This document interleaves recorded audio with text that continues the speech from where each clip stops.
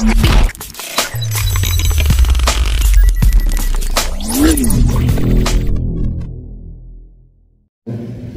kita mau bangun malam, tiba-tiba kita mau berdoa serius. Kalau sedang puasa begitu, kenapa? Karena nafsu kita sedang dikendalikan oleh puasa. Nafsu makan, nafsu minum, ya, nafsu berhubungan, kita tahan di puasa ini. Makanya timbullah ketakwaan kita kepada Allah Subhanahu wa Ta'ala. Jadi ini bapak-bapak ya, jadi benteng pertahanan iman kita kepada Allah.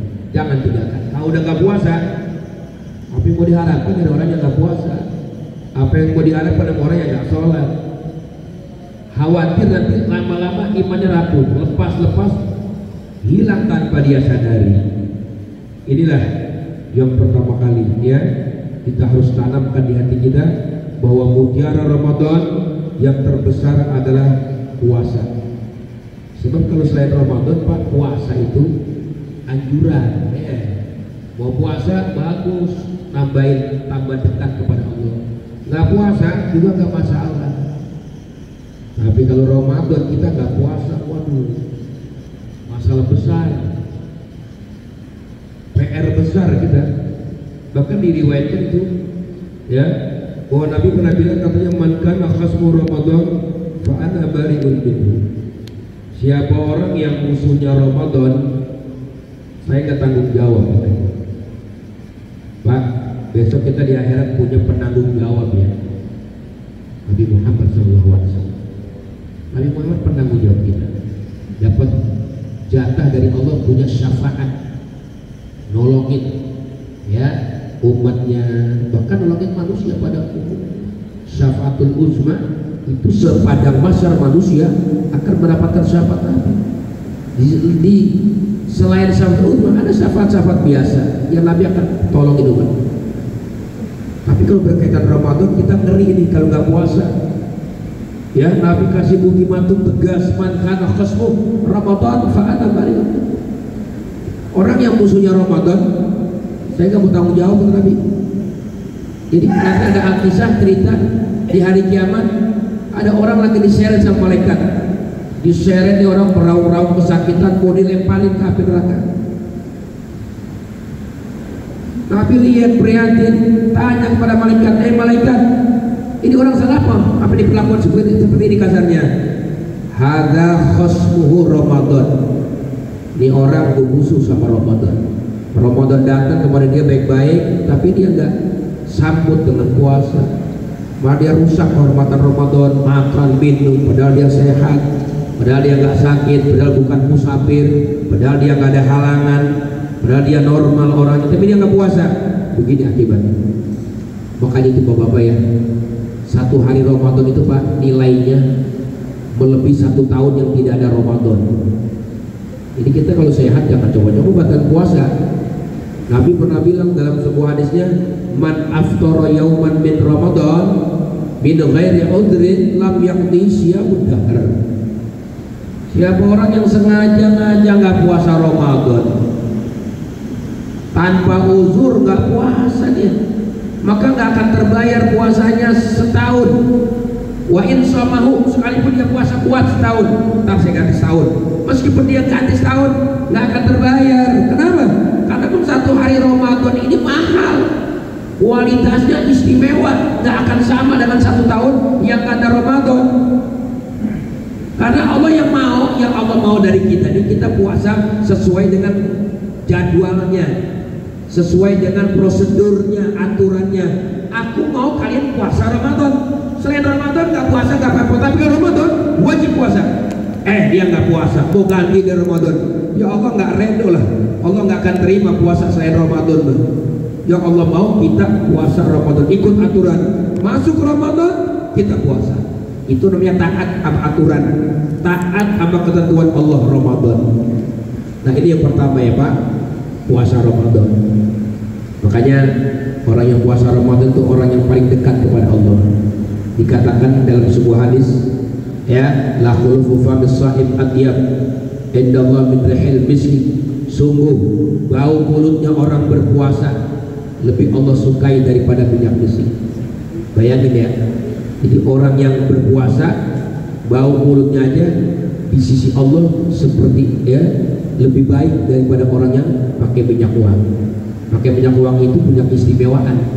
Kalau kita punya uang, kita agendakan per bulan buat beli minyak wangi, buat kita sholat, buat kita kumpul-kumpul sama teman di kantor atau lain sebagainya yang membuat mereka nyaman duduk bersama kita, itu pahalanya besar. Orang sholat pakai minyak wangi maka agak beda pahalanya. Iya, orang masuk masjid yang pakai minyak wangi maka agak beda pahalanya. Begitu, punya keistimewaan minyak wangi. Bahkan di antara minyak wangi itu sunnahnya kita kalau dikasih orang jangan menolak. Minyak wangi yang enak tentu baunya, wanginya. Tapi baunya, bau puasanya orang, bau puasanya, bau moodnya orang yang berpuasa lebih Allah cintai, lebih mulia, lebih baik daripada minyak wangi. Maka mari kita jaga puasa kita, jangan sampai tercoreng puasa kita. Jaga mata kita, jaga lisan kita daripada berkata-kata yang haram, daripada memandang yang haram, dari perbuatan-perbuatan. Karena tujuan puasa meninggalkan yang haram. Malam yada qaul zur wal amal bi falaysa lillahi hajatun fi ayyada apa wa syaraban. Kalau orang puasa tapi nggak bisa jaga yang haram, Allah nggak perlu laparnya dia, Allah nggak perlu hausnya dia. Justru yang Allah mau targetin biar ini nggak yang haram. Nah ini menjaga puasa biar berkualitas. Tapi meskipun demikian kita manusia biasa, lemah kita. Kadang puasa kita ada tentunya kekurangan-kekurangan. Maka timbullah Nabi ajarkan doa untuk kita menjelang maghrib. Allahumma innaka afuwun karim tuhibbul afwa fa'fu anni. Ya Allah, sesungguhnya Engkau pemaaf.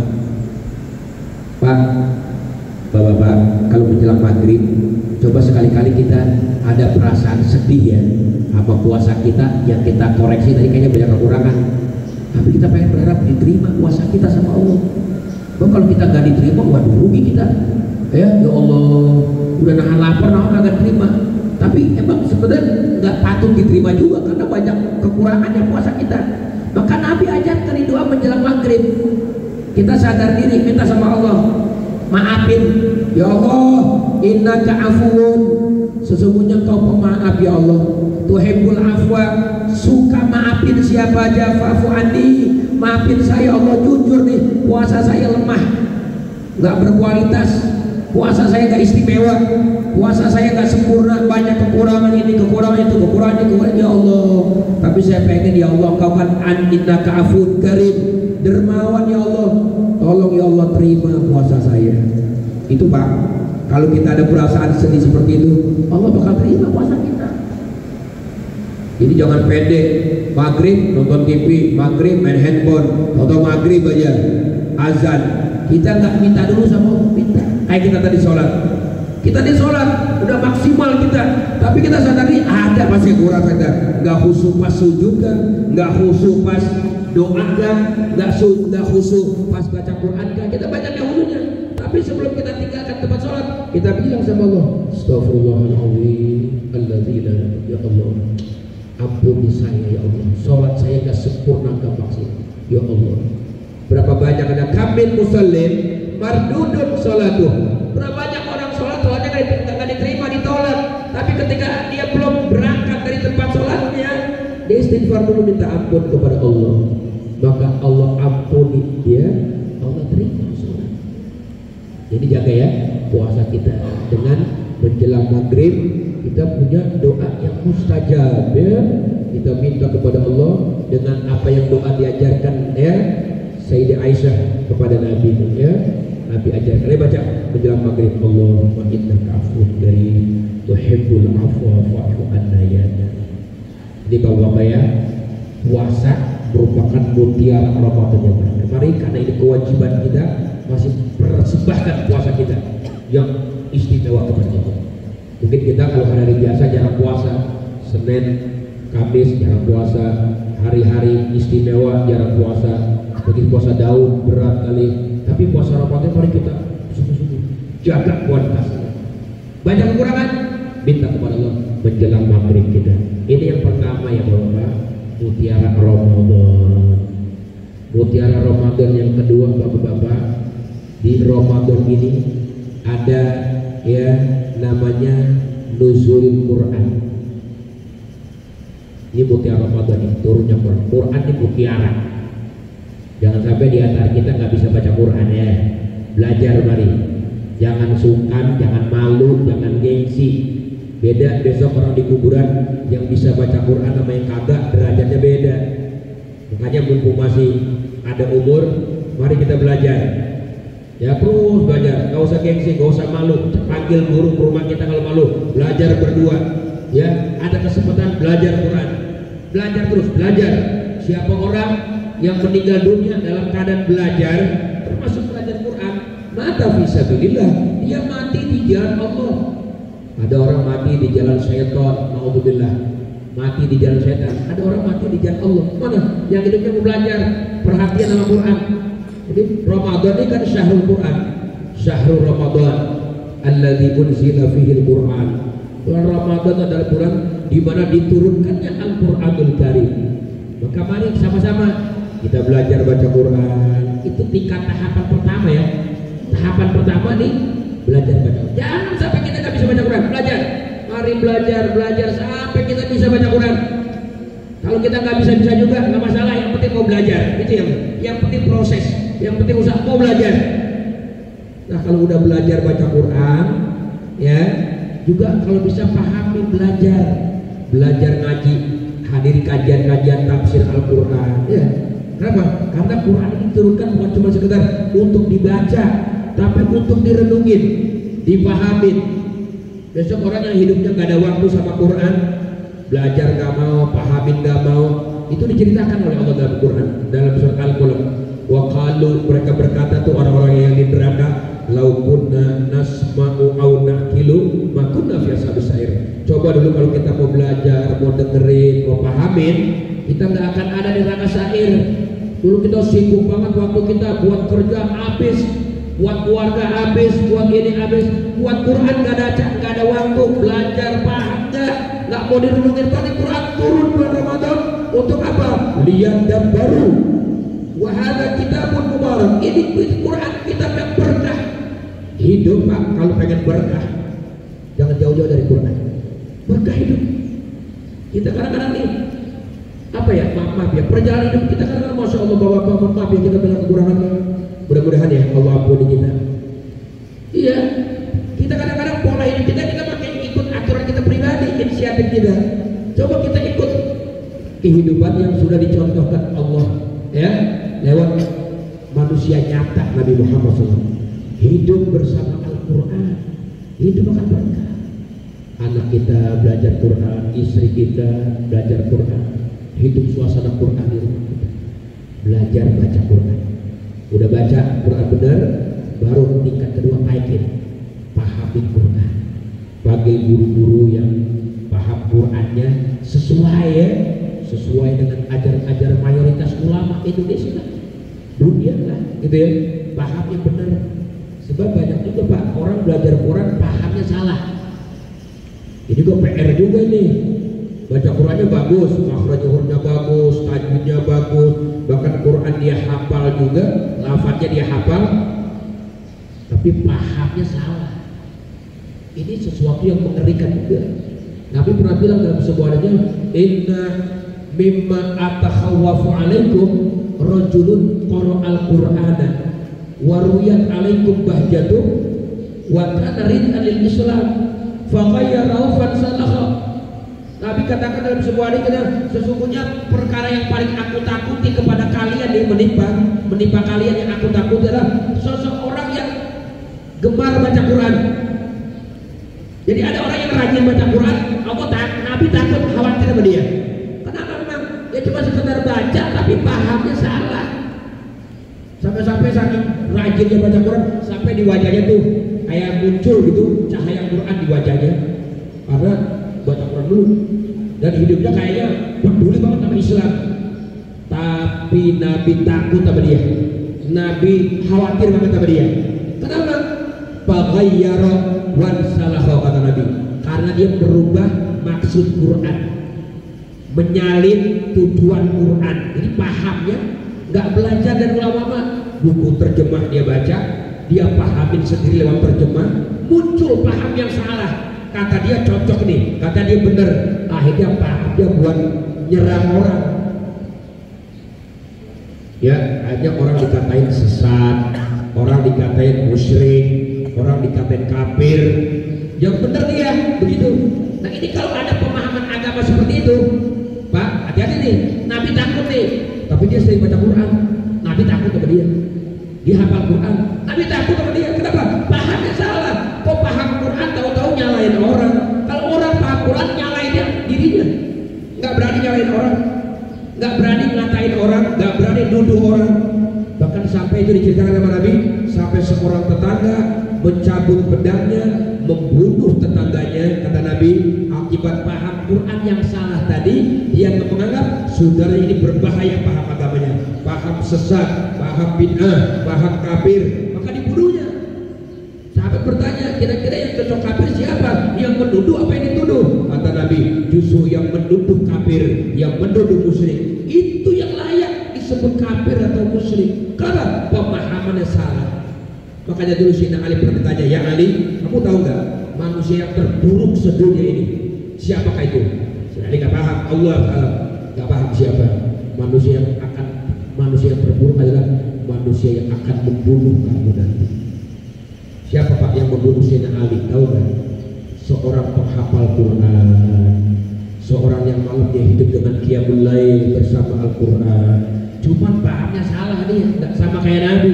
Begitu Nabi ya warisin paham Quran kepada Sayyidina Ali, dia anggap nih Ali pahamnya salah nih, bahaya nih Ali kalau hidup, bisa berlarut-larut nanti agar sesat, bisa berkembang. Dia angkat pedangnya, dia bunuh Sayyidina Ali. Nabi bilang Ali, orang yang paling buruk, orang yang bakal membunuh kamu, padahal hidupnya bersama Quran, hidupnya bersama qiyamul lail. Kenapa? Karena ngaji, kajian Qurannya salah paham, orang dianggap salah, langsung dituduh kafir, dibunuh juga. Nah ini makanya perlu kita tahapan kedua setelah belajar baca Quran, pahami Quran. Yang ketiga Pak, yang paling tinggi adalah mengamalkan Al-Quran. Jadi Quran ini buat dijadikan pengamal hidup kita, pedoman hidup kita. Bukan cuma sekedar dibaca toh atau dihafal toh udah selesai, target udah selesai.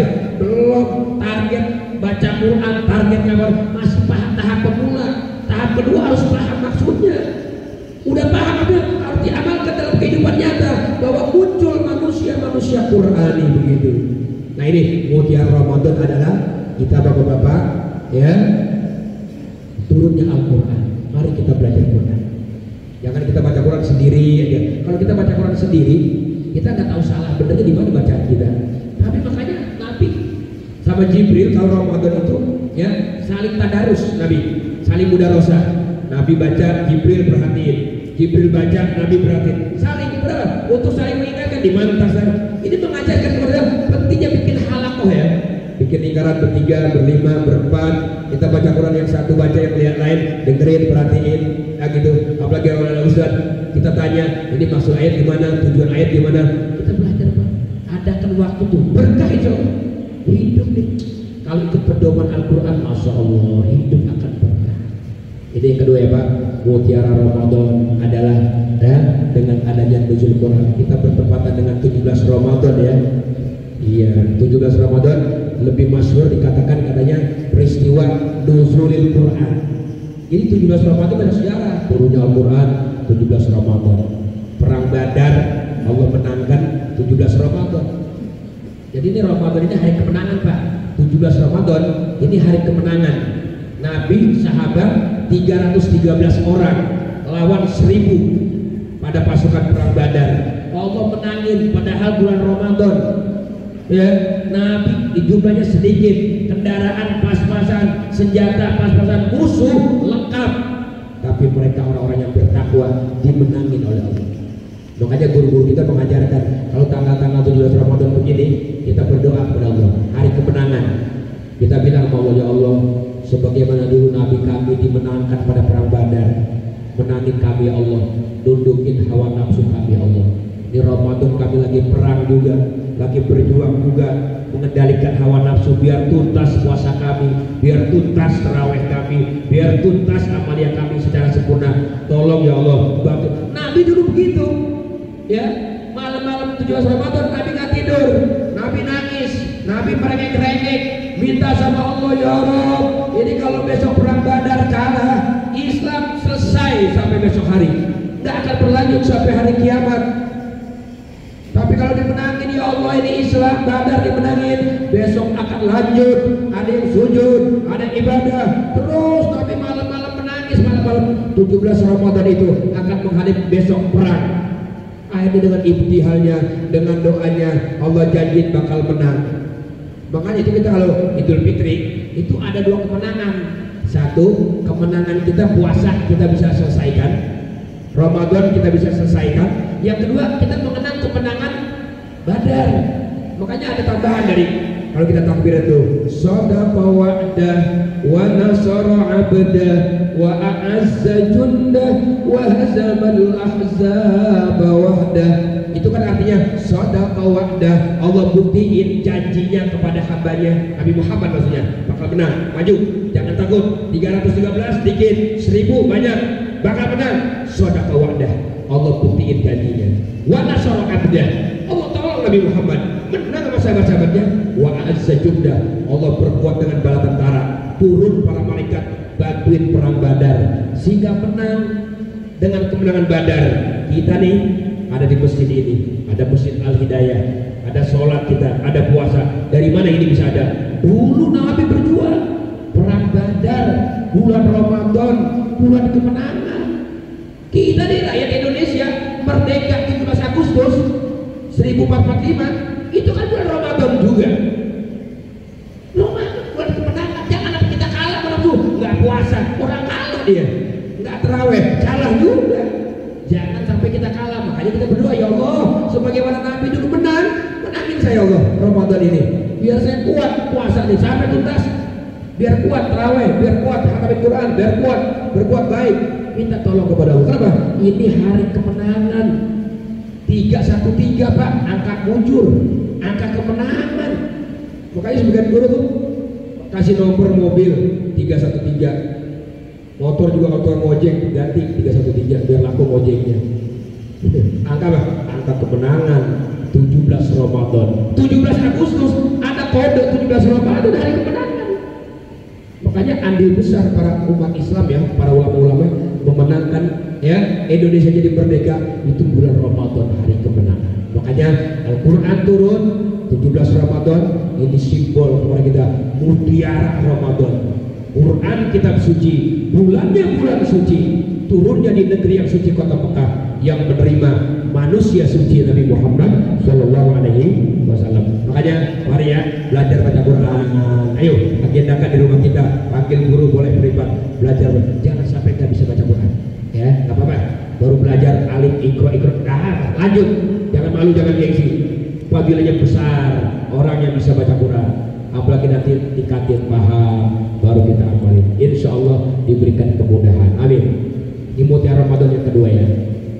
Mutiara Ramadan yang ketiga Bapak, ada malam Lailatul Qadar. Ini puncak ya Pak. Iya, jadi makin ke sana makin mahal, nilai makin mahal. Jadi kita kalau ibarat orang dagang nih, ibarat orang dagang, dagangan kita nih, pertama dagangan kita masih murah harganya. Begitu naik yang kedua kali, naik lagi. Usaha kita makin berkembang maju. Pas harga lagi mahal-mahalnya, kita berhenti dagang, kan rugi. Udah dibina dari awal dagang, terus ya proses. Pas sudah di puncak malah berhenti. Jangan. Ini 10 terakhir Ramadan, hari yang sangat mulia, malam-malam mulia. Bahkan ada malam Lailatul Qadar yang dirahasiakan. Nggak tahu juga malam berapa, 21, 23, apa malam ganjil atau malam genap. Tapi kita jaga.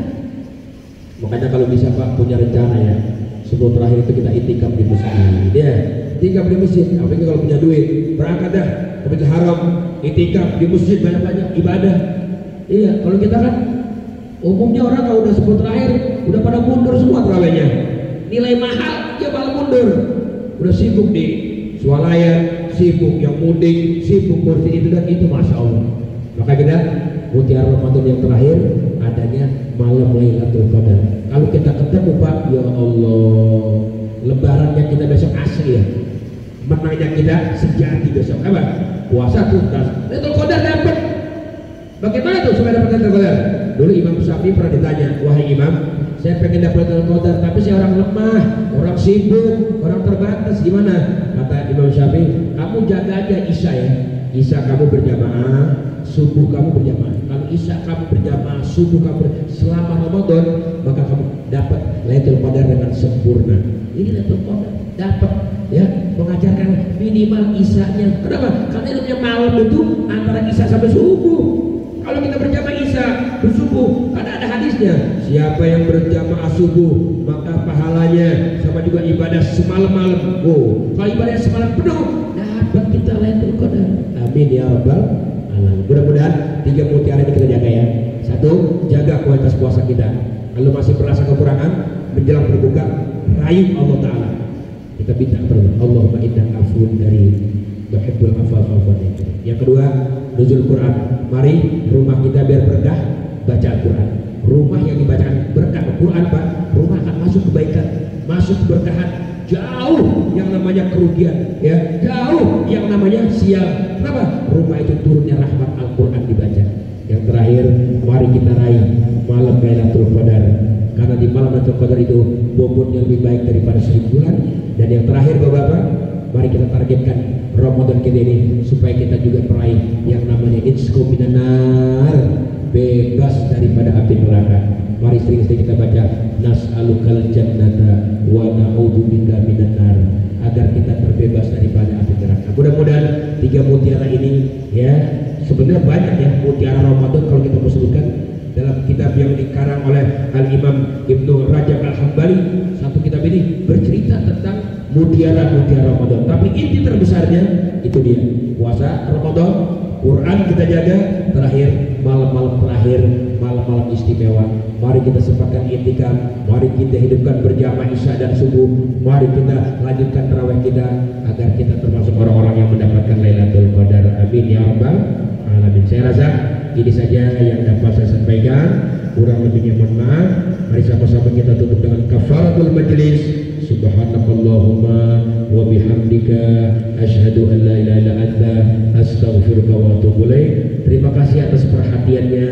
Mohon maaf kekurangannya. Assalamualaikum warahmatullahi wabarakatuh.